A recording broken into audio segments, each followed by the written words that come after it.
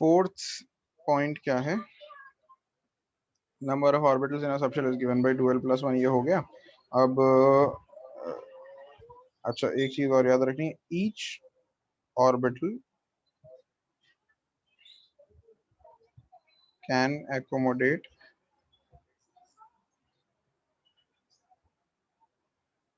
2 electrons. तो हर orbital में कितने इलेक्ट्रॉन्स आ सकते हैं? 2 इलेक्ट्रॉन। मैंने बताया था ना ये शुरू में ही, जब मैंने लास्ट क्लास में आपको कराया था ये चीज। यहाँ पे मैंने बताया था एक ऑर्बिटल के अंदर कितने इलेक्ट्रॉन आते हैं, देखो 2 इलेक्ट्रॉन, है ना? हाँ जी, याद है ये मरियम, हार्दिक? Yes sir. तो हर ऑर्बिटल में 2 इलेक्ट्रॉन आते हैं। तो इस हिसाब से अगर आप देखो, यस सर। तो ये जो मैंने ऑर्बिटल बनाते हैं, और ये जो 2 इलेक्ट्रॉन बताए थे, मैंने बताया था इनकी स्पिन ऑपोजिट होती है। एक क्लॉकवाइज है तो दूसरा एंटी क्लॉकवाइज होता है। तो जैसे अगर मैं इसके अंदर इलेक्ट्रॉन भरूं, मैं इसे थोड़ा जूम कर देता हूँ। देखो ये ऑर्बिटल है, इसमें अगर इलेक्ट्रॉन भरूंगा तो एक अपवर्ड एरो बनाऊंगा, एक डाउनवर्ड एरो। ये एरो इलेक्ट्रॉन रिप्रेजेंट करते हैं। अपवर्ड एरो मान लो क्लॉकवाइज स्पिन रिप्रेजेंट कर रहा है, downward arrow anti clockwise spin represent कर रहा है। ऐसे ही इसमें भी भरेंगे अपवर्ड एरो, डाउनवर्ड एरो। अच्छा इसमें भी भरेंगे अपवर्ड एरो, एक ऑर्बिटल में 2 आएंगे, upward arrow upward arrow upward arrow, सब में भर दिया। फिर downward arrow downward arrow downward arrow. तो कितने इलेक्ट्रॉन आ गए टोटल इस वाले में? इसमें आ गए 6 इलेक्ट्रॉन। ठीक है।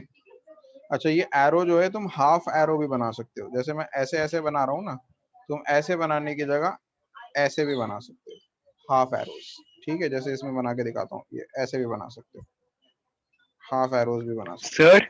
हाँ जी। सर जैसे ये अब सेकंड शेल में ये 6 इलेक्ट्रॉन थोड़ी ना हुए सर, 8 नहीं हुए? सेकंड शेल में 8 हो तो गए। सेकंड शेल तो ये पूरा है ना, ये पूरा सेकंड शेल है ना। सर 8 हुए ना सर, 6 नहीं हुए ना? तो 8 ही तो होते हैं सेकंड शेल में, 6 कब होते हैं? सर ये मतलब 2p में 6 होंगे और 2s में 2s 2, में तो 2 टोटल होंगे मिला तो के हम डिवाइड, बोलेंगे ना। हाँ टोटल मिला के देखो, शेल ये है ना भाई, ये पूरा शेल है ना, ये शेल है ना। Yes sir. इसमें 2 सब शेल थे, उन दोनों सब शेल के मिला के ही तो 8 बनेंगे ना। एक शेल में बोला था ना 8 होते हैं, सब शेल में थोड़ी बोला था 8 होते हैं। ठीक है, यस सर। आ गए देखो सब शेल में 8 दूसरे में। Yes sir. Yes sir. और तीसरे में देखना कितने आते हैं, तीसरे में 18 आते हैं ना। Yes sir. देखो 18 आएंगे अभी, 10 आ जाएंगे डी में। 5 ऑर्बिटल है, 5 में कितने आएंगे, 10 आएंगे कि नहीं आएंगे? Yes sir. हो गए 18, 10 6 2, यही होता था। हाँ जी हार्दिक, समझ में आया? Yes sir.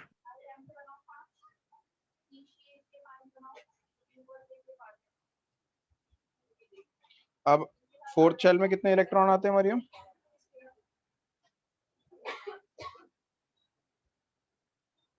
32।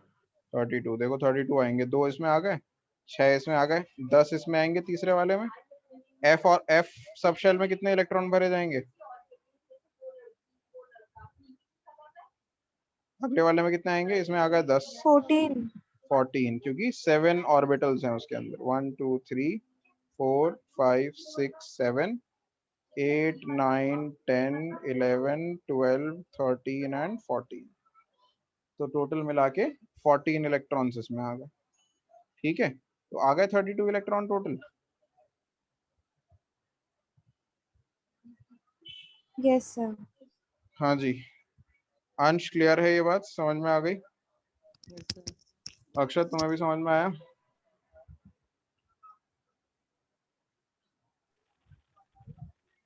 तो each orbital can accommodate 2 electrons with opposite spins, ये भी लिखना जरूरी है, विद ऑपोजिट स्पिन्स। ठीक है, तो ये हो गया आपका एजीमुथल क्वांटम नंबर। एल की वैल्यूज पता लगी, प्रिंसिपल क्वांटम नंबर हो गया था ऑलरेडी, अब हमने एजीमुथल क्वांटम नंबर भी कर लिया। तीसरा क्वांटम नंबर मैंने क्या बताया था आपको? मैग्नेटिक क्वांटम नंबर बताया था तीसरा। तो तीसरा जो है वो है मैग्नेटिक क्वांटम नंबर।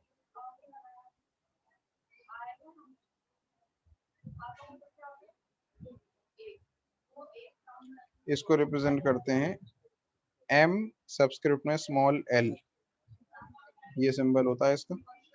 ये क्या रिप्रेजेंट करता है? It represents the orientation of orbitals.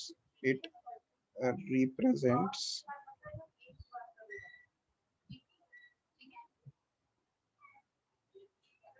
the orientation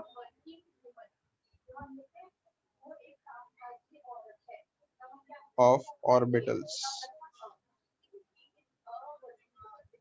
ठीक है, तो ऑर्बिटल्स का ओरिएंटेशन का मतलब क्या है? मैंने बताया था न्यूक्लियस के अराउंड जो इलेक्ट्रॉन घूम रहा होता है वो ऐसे घूम रहा है। अब ये मान लो ये y एक्सिस पे है, ये x एक्सिस पे है, ये z एक्सिस पे है। समझ में आ रही है बात? ये तीनों ओवल नहीं है, ये सर्कल है। मरियम डिस्कस किया था ना हमने, ये ओवल ना समझना है, सर्कल समझना है, vertical various Yes, direction yes में सर, sir. सर्कल्स। सर्कल। तो ये 3 डिफरेंट टाइप की ओरिएंटेशंस हो गई। तो magnetic quantum number different different electrons की ओरिएंटेशन बताता है। अब ये हर सर्कल में ये एक इलेक्ट्रॉन घूम रहा है, एक यहाँ पे घूम रहा है, ठीक है, एक इस वाले में घूम रहा है, एक आपका इस वाले में घूम रहा है, ठीक है। तो इनके अंदर ये वेरियस इलेक्ट्रॉन्स घूम रहे हैं। तो ये 3 डिफरेंट ओरिएंटेशंस हो गई। तो जो मैग्नेटिक क्वांटम नंबर होता है वो ये इन्हीं डिफरेंट ओरिएंटेशंस को बताता है आपको, ठीक है। तो इट्स वैल्यूज, इसकी वैल्यूज कैसे एक्सटेंड, कहां से कहां तक जाती हैं? इट्स वैल्यूज, ml की जो वैल्यूज होती हैं, वैल्यूज सर जैसे कि इलेक्ट्रॉन एक क्लॉकवाइज करते हैं और एक एंटी क्लॉकवाइज, तो ये वो नहीं होते, टकराते नहीं है? नहीं नहीं नहीं, टकराते नहीं, वो अलग अलग उसमें होते हैं ना, एक ही ऑर्बिट में नहीं होते, बराबर बराबर ओके में सर। होते हैं, ठीक है। Extend from -l to +l on integer scale. अब इस बात का क्या मतलब है ये बताता हूँ मैं आपको। देखो ml जो है आपका मैग्नेटिक क्वांटम नंबर, इसकी वैल्यू l पे डिपेंड करती है। l यानी सब शेल पे डिपेंड करती है, बेसिकली सब शेल, और उससे ml की वैल्यू क्या फर्क पड़ता है। तो अगर सब शेल कौन कौन से होते हैं? s p d f and so on, ठीक है। s के लिए l की वैल्यू क्या होती है? 0। 0. l p के इसके लिए 1 होती है, इसके लिए 2 होती है, इसके लिए 3 होती है। तो अगर l की वैल्यू 0 है तो ml की वैल्यू भी 0 होगी, ठीक है। अगर l की वैल्यू 1 है तो ml की वैल्यू -1, 0 एंड +1 होगी। अगर l की वैल्यू 2 है तो ml की वैल्यू -2, -1, 0, +1, +2 होगी।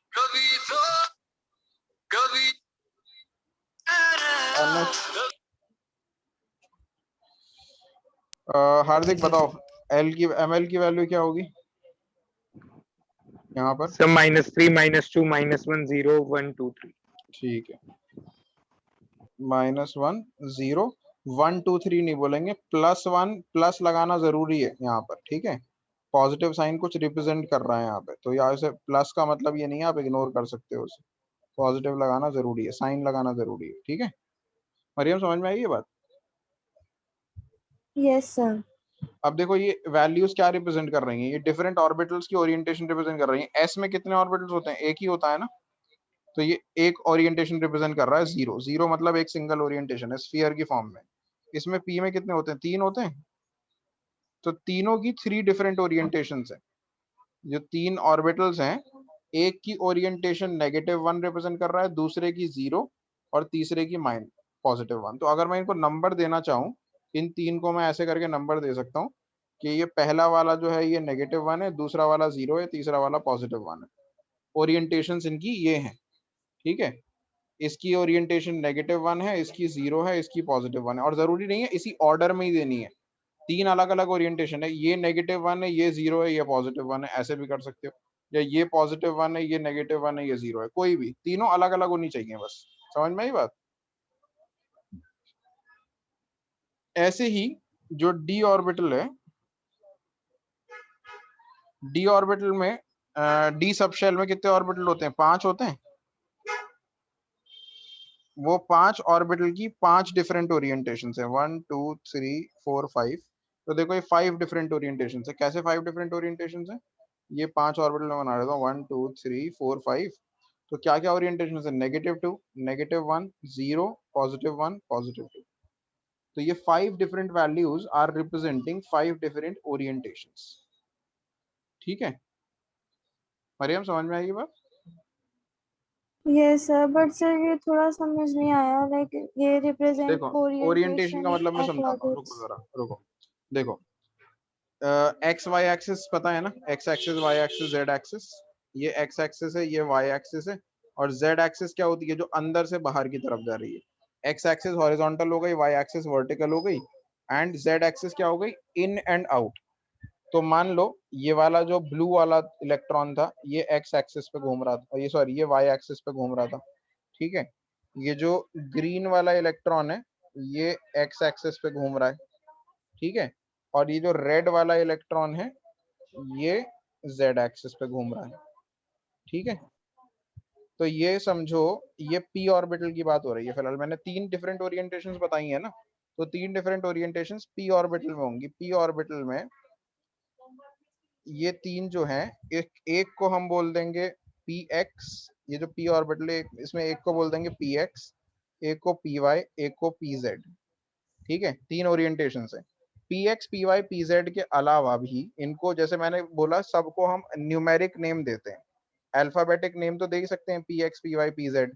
ठीक है, इसको न्यूमेरिक नेम क्या दिया है हमने? -1, 0, +1। क्योंकि P X, P Y, P Z हमारे पास 3 ही तो एक्सिस हैं, एक्स, वाई और जेड।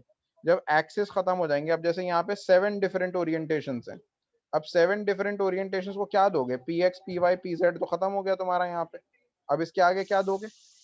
तो इसलिए हमने क्या बनाया? न्यूमेरिक ओरिएंटेशंस बना दी। ओरिएंटेशन का नाम भी नंबर से देना शुरू कर दिया, -3, -2, -1, 0, +1, +2, +3। ये डिफरेंट डिफरेंट टाइप की ओरिएंटेशन रिप्रेजेंट कर रहा है।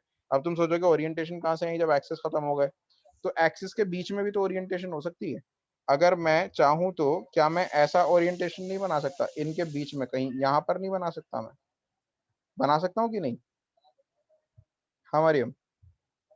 But ये sir, ना आपने तो कहा था electrons बीच में exist ही नहीं करते. अरे शेल के बीच में नहीं, ओरिएंटेशन। ओरिएंटेशन घुमाने का जो उसका तरीका है, ठीक है, वो तो कहीं पे भी आ सकती है ना। बीच में एग्जिस्ट करने का मतलब ये नहीं है कहाँ किसके बीच में एग्जिस्ट नहीं कर सकती। जैसे मान लो ये पहला शेल है, ठीक है, ये दूसरा शेल है, इस दोनों के बीच में इलेक्ट्रॉन यहाँ एग्जिस्ट नहीं कर सकता।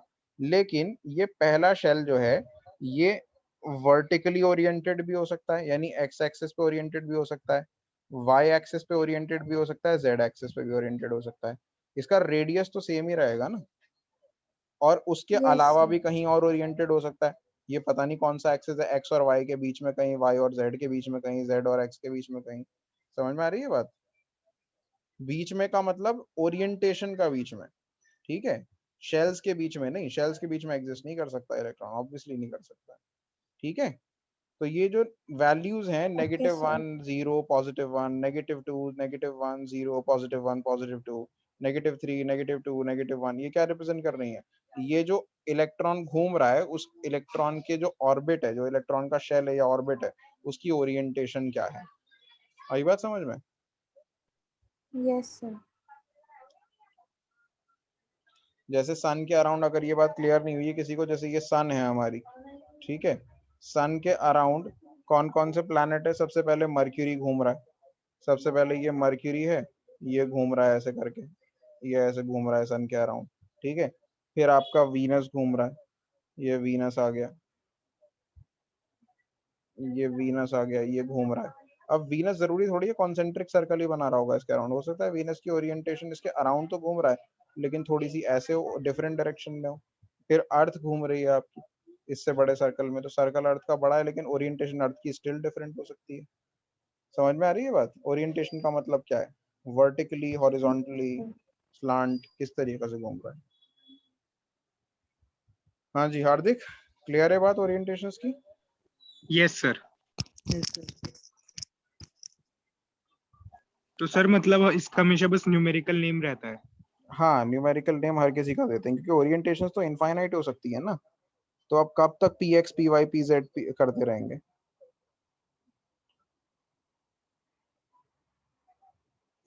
ठीक है, तो f ऑर्बिटल में देखो कितनी है, 7 डिफरेंट ओरिएंटेशंस है। डी सब शेल में 5 डिफरेंट ओरिएंटेशंस है। p में 3 डिफरेंट ओरिएंटेशंस है। s में 0 है। 0 यानी एक डिफरेंट ओरिएंटेशन है, वन ओरिएंटेशन है। ठीक है, there is no orientation, basically it's a sphere.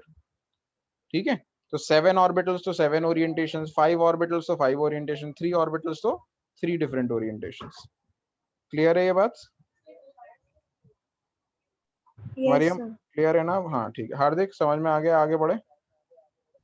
Yes sir. चलो अक्षत तुम्हें भी आ रहा है समझ में, या ज्यादा मिस हो गया बीच में से?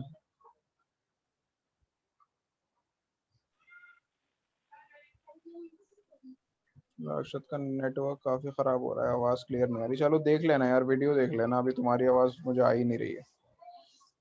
वीडियो से सर आएगी। मेरा तो ज्यादा मिस गया था बीच का, चलो कोई बात नहीं, एक जो बार आपने वीडियो देख शुरुआत लेना। का करवाया था ना हाँ हाँ अपलोड। हाँ ठीक है, कोई नहीं, वीडियो देख लेना, आ जाएगा, इतना कुछ नहीं है। लास्ट क्वांटम नंबर क्या है? लास्ट है स्पिन क्वांटम नंबर। ये सबसे सिंपल है, इसमें ज्यादा कुछ है ही नहीं। इसको रिप्रेजेंट करते हैं एम एस। तो spin quantum number basically it represents the spin of the electron on its own axis. It represents the spin of electron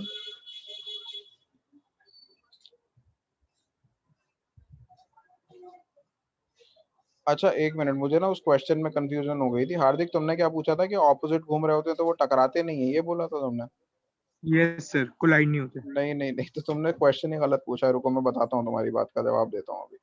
spin off electron on its own axis, मैंने उस time थोड़ा तुम्हें अजीब ही answer दे दिया, question मैंने ध्यान से सुना नहीं। ऑन एक्सिस, जो वो ऑपोजिट बात कर रहा हूँ ना मैं, ये ऑपोजिट घूम नहीं रहा है, ऑपोजिट उनकी स्पिन है।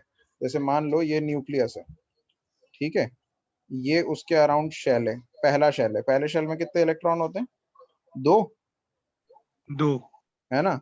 अब तुम कह रहे हो ये दो ऑपोजिट घूम रहे हैं तो एक दूसरे से टकराते नहीं है, राइट? यही क्वेश्चन है तुम्हारा? Yes sir. हाँ मरियम, तुम जवाब दे सकती हो इसका? बहुत सिंपल आंसर है। सर सर मुझे आ गया समझ। सर वो रोटेशन ऑपोजिट है, रिवॉल्यूशन तो सेम डायरेक्शन में। Exactly, very good. Rotation sir यानी कि मतलब देखिए ये इलेक्ट्रॉन स्पिन कर रहे हैं, एक ऐसे स्पिन कर रहा है क्लॉकवाइज, एक ऐसे स्पिन कर रहा है एंटी क्लॉकवाइज, लेकिन दोनों घूम तो एक ही डायरेक्शन में रहे हैं। ये भी इसी डायरेक्शन में घूम रहा है, ये भी इसी डायरेक्शन में घूम रहा है, तो टकराएंगे क्यों? वो तो यस अपने सर। एक्सिस पे जो स्पिन है वो ऑपोजिट है, उनका डायरेक्शन ऑफ रेवोल्यूशन ऑपोजिट नहीं है। समझ में आ रही है बात? Yes sir. हाँ ठीक है, तो अगर अर्थ के ऑर्बिट के अंदर एक और प्लैनेट भी घूमने लगेगा तो अर्थ से टकरा थोड़ी जाएगा, क्योंकि वो स्पिन अगर ऑपोजिट कर भी रहा है तो घूम तो उसी डायरेक्शन में रहा है ना। ठीक है हार्दिक, बात क्लियर हो गई? Yes sir. तो स्पिन ऑपोजिट होती है, not the revolution. It represents the spin of the electron on its own axis. अच्छा इट्स वैल्यूज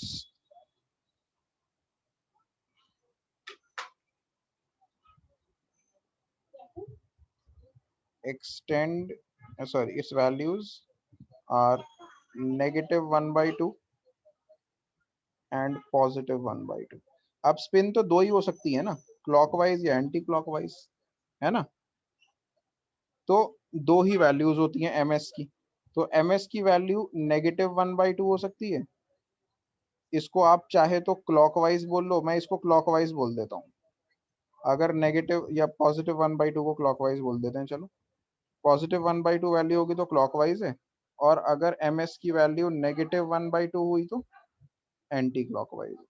अब ऐसा जरूरी नहीं है कि ऐसा ही करना है आपको, आप उल्टा भी ले सकते हो चाहो तो, वो कोई फिक्स नहीं होता। आप चाहो तो नेगेटिव वाले को क्लॉकवाइज ले लो और पॉजिटिव वाले को एंटी क्लॉकवाइज ले लो। ठीक है, तो आप इनको नाम भी दे सकते थे, लेकिन क्योंकि क्वांटम नंबर, सब चीज को नंबर दे दिया हमने, शेल को भी नंबर दे दिया, सब शेल को भी नंबर दे दिया, ठीक है, ऑर्बिटल्स को भी नंबर दे दिए, ऑर्बिटल की मतलब ओरिएंटेशन को भी नंबर दे दिए, तो इसलिए स्पिन को भी नंबर दे दिया। -1/2 और +1/2 क्या है, बेसिकली नंबर से हम बता रहे हैं कि ये क्लॉकवाइज है, ये एंटी क्लॉकवाइज। ठीक है, चाहे तो इसमें क्लॉकवाइज एंटी क्लॉकवाइज वर्ड इस्तेमाल कर सकते हैं, क्योंकि स्पिन तो इनफाइनाइट नहीं हो सकती ना। शेल को नंबर क्यों दे रहे थे, क्योंकि KLMNOP लिखते जाएंगे तो खत्म हो जाएंगे अल्फाबेट, तो इसलिए नंबर देना जरूरी था। सेम सब शेल के साथ था, ये सब शेल भी इनफाइनाइट है, खत्म हो जाएंगे। ये ऑर्बिटल्स की ओरिएंटेशंस भी इनफाइनाइट है, ये भी खत्म हो जाएंगी। लेकिन स्पिन तो दो ही है, एक क्लॉकवाइज है एक एंटी क्लॉकवाइज है, और कोई स्पिन हो सकती है? ठीक है, नहीं हो सकती। तो जब दो ही स्पिन हो सकती है तो नंबर देना जरूरी नहीं था, बट क्योंकि हर चीज को नंबर दिया है तो इसको भी दे दिया। समझ में आई बात? Yes sir. Yes sir. तो एक बार समराइज कर लेते हैं क्वांटम नंबर्स को। तो हमने क्वांटम नंबर्स में 4 क्वांटम नंबर्स पढ़े। कौन कौन से 4 क्वांटम नंबर पढ़े हमने? n पढ़ा, हमने l पढ़ा, हमने ml पढ़ा, और हमने ms पढ़ा। MS ठीक है, अब इनकी समरी अगर हम लिखना चाहें तो अगर n की वैल्यू 1 है तो l की वैल्यू क्या होगी? 0। 0। Very good. और अगर l की वैल्यू 0 है तो ml की वैल्यू क्या होगी? ये भी 0 होगी। सर वो 1, यस सर, Zero, 1 बॉक्स बनाया था। वो 0 होगी ना। देखो ये अभी भूल गए तुम, अभी देखो ना, इसकी वैल्यू मैंने क्या लिखी थी? Extend from -L to +L। ml की वैल्यू कहाँ जाती है? -L से +L तक। तो अगर l ही 0 है तो -L भी नहीं होगा, +L भी नहीं होगा, यानी l 0 है तो ml भी 0 होगा। और ms जो है वो हमेशा -½ एंड +½ दोनों लिख देते हैं आप, हमेशा यही होती है, कुछ भी हो। ठीक है, मरियम अब बताओ, n की वैल्यू अगर 2 है तो l की क्या होगी?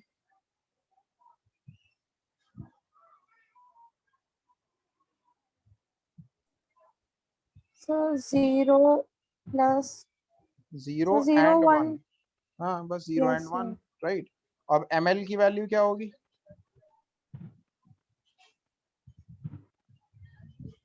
सर -1 0 +1। वेरी गुड, बस यही होगी। ठीक है, और ms जो है हमेशा -½ एंड +½ रहेगा, इसमें कुछ नहीं बदलाव होगा।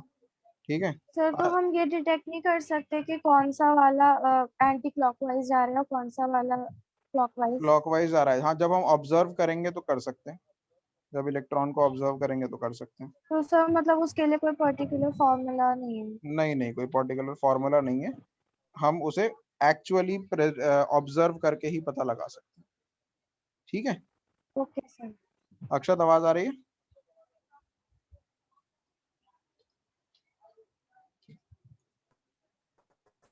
यस हाँ, एक बार माइक अनम्यूट करके जरा आंसर दो। अगर n3 होगा तो l कितना होगा?